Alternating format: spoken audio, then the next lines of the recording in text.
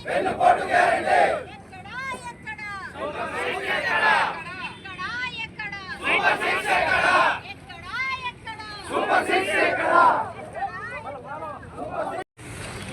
కార్యక్రమానికి మరి మేము ఎవరికి పావుల ఇవ్వకుండా మీ అంతటా మీరే కదిలి వచ్చి ఇంత సక్సెస్ఫుల్గా చేసినందుకు మీ అందరూ కూడా ప్రత్యేకమైనటువంటి ధన్యవాదాలు.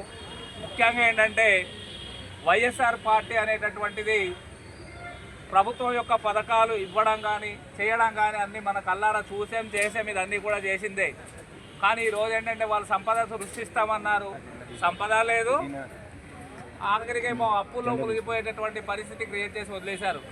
ఈరోజు సంపద సృష్టిస్తున్నారని చెప్పేసి అంటే ఏంటంటే వెళ్ళి 1,37,00,000 రూపాయలు, ఆ 37,000 కోట్ల రూపాయలు తీసుకొచ్చి ఆ డబ్బులంతా ఎవరికి ఏం చేశారు, వారి జేబులు నింపుకోవడానికి ఉపయోగించుకున్నారు తప్ప ఆ డబ్బులు అయితే ఈ రోజు వరకు ప్రజలకి రూపాయి అందినటువంటి దాఖలాలు లేవు. మనం చూస్తూ ఉన్నది ఓన్లీ పెన్షన్ మాత్రమే చూస్తున్నాం తప్ప మిగతా ప్రభుత్వ పథకాలు, మన ప్రభుత్వం ఇచ్చినటువంటి పథకాలు లాంటిది ఎవరికి కూడా అందినటువంటి దాఖలాలు అయితే లేవు. ఆ రోజు మనం చేయుత డబ్బులు ఇచ్చాము, అలాగే విద్యా దీవెన ఇచ్చాము, వసతి దీవెన ఇచ్చాము, అమ్మఒడి ఇచ్చాము, రైతు భరోసా ఇచ్చాము. ప్రధానంగా రైతులకి ఇప్పుడు ఏంటంటే ఈ సీజను వాళ్ళు ఏంటంటే విత్తనాలు వేసుకునేటటువంటి పరిస్థితి, దుక్కి పశువులు కొనేటటువంటి పరిస్థితి. కానీ ఈరోజు రూపాయి ఇచ్చినటువంటి పాపన పోలేదు. చంద్రబాబు నాయుడు ఏం చెప్పాడు గద్దెనెక్కే ముందు, మీ వైఎస్ఆర్ ప్రభుత్వానికి కన్నా చాలా మంచి పథకాలు మేము ఇస్తాము, చాలా ఎక్కువ ఇస్తామని చెప్పేసి ఆ రోజు ప్రగల్భాలు పలకడం జరిగింది. వాడికి వత్తాసు పలికిన వాడు ఎవరు? పవన్ కళ్యాణ్. ఆ పవన్ కళ్యాణ్తో పాటేమో బీజేపీ వాళ్ళు కూడా వత్తాసు పలకడం జరిగింది. కానీ ఈరోజు ఏం జరిగింది? మనమంతా కూడా ఈరోజు మోసపోయి ఈరోజు మన తీవ్రమైనటువంటి నష్టాన్ని సరిచూసి ఈరోజు సుదూర ప్రాంతాల నుంచి ఈరోజు ఈ కార్యక్రమానికి రావడం అనేటటువంటి జరిగింది. మరి ఇలాంటి పరిస్థితులు దాపురిస్తే భవిష్యత్తులో మనకు ఎవరికి కూడా మరి ఎటువంటి ఆదరణ ఉండదు అని చెప్పేసి ప్రభుత్వం వల్ల నేనైతే భావిస్తున్నాను.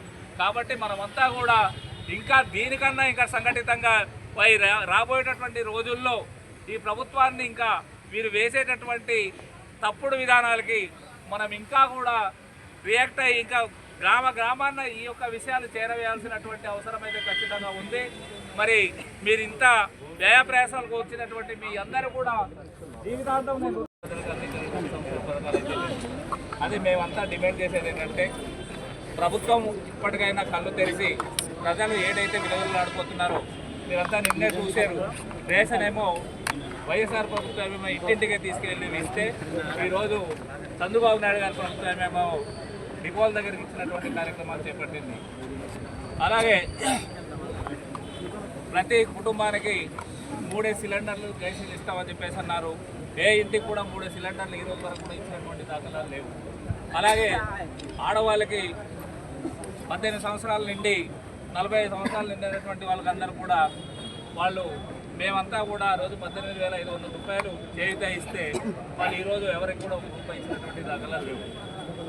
అలాగే ఉచిత బస్సు అన్నారు, ఆ బస్సు తుస్సు అయిపోయింది, ఏ స్త్రీలు కూడా ఆ బస్సులు ఎక్కించినటువంటి దాఖలాలు లేవు. సో ఇలా ప్రభుత్వం యొక్క పథకాలన్నీ కూడా నిర్వీర్యం చేశారు. కాబట్టి మీరు మీ తరఫున అంటే మేము అడిగేది ఏంటంటే ప్రభుత్వానికి రాయండి, కూడా సిగ్గు తెచ్చుకొని చంద్రబాబు నాయుడు పథకాలన్నీ కూడా పేద ప్రజలకు ఏవైతే గతంలో జగన్మోహన్ రెడ్డి గారు ఇచ్చినటువంటి పథకాలు ఉన్నాయో అవన్నీ కూడా ఇవ్వమని చెప్పేసి మేము మీ తరఫున ప్రభుత్వానికి తెలియజేయమని చెప్పేసి కోరుతున్నాం. Thank you.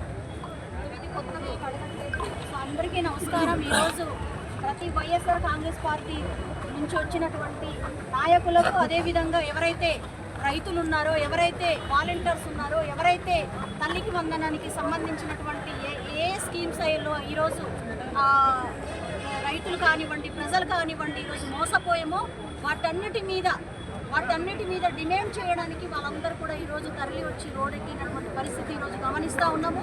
మరి ముఖ్యంగా మా మీడియా సోదరులకు ఒక్కటే మేము విన్నవించుకుంటున్నాం, ఇది మేమిచ్చిన హామీ కాదు. జగన్మోహన్ రెడ్డి గారు ఇచ్చినటువంటి ప్రతి హామీ కూడా ప్రతి క్యాలెండర్ ప్రతి నెల కూడా ఇచ్చి మరి ఇదిగో పలానా రోజు మీకు ఈ స్కీమ్ ఇస్తున్నామన్నారు. ఆ రకంగా మాట ఇచ్చారు. మాట తప్పకుండా మడమ తిప్పకుండా ఆ రోజు ప్రతి ఒక్క సంక్షేమ పథకాలు అందించినటువంటి నాయకుడు జగన్మోహన్ రెడ్డి గారు.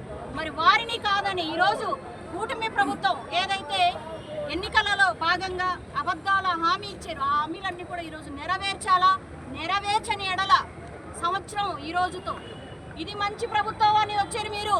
ఇది ఈరోజు వెన్నుపోటు దినంగా మేము ఈరోజు ప్రకటిస్తున్నాం. జూన్ 4వ తారీఖున ఈరోజు రిజల్ట్ వచ్చిన దినంగా ఈరోజు సంవత్సరం అవుతుంది ఈ ప్రభుత్వం వచ్చి. ఖచ్చితంగా అడుగు అడుగున కూడా మీరు ఇచ్చినటువంటి హామీలను అమలు చేయకపోతే ప్రతిరోజు ఈ రకంగానే మరి గవర్నమెంట్ ఆఫీసుల చుట్టూ కూడా తిరిగే పరిస్థితి వస్తుందని ఈరోజు హెచ్చరిస్తున్నాం. కాబట్టి 100కు 100% మీరు ఏదైతే హామీలు ఇచ్చారో ఇప్పుడు వరకు ఒక పెన్షన్ తప్ప, అది కూడా అరకొర పెన్షన్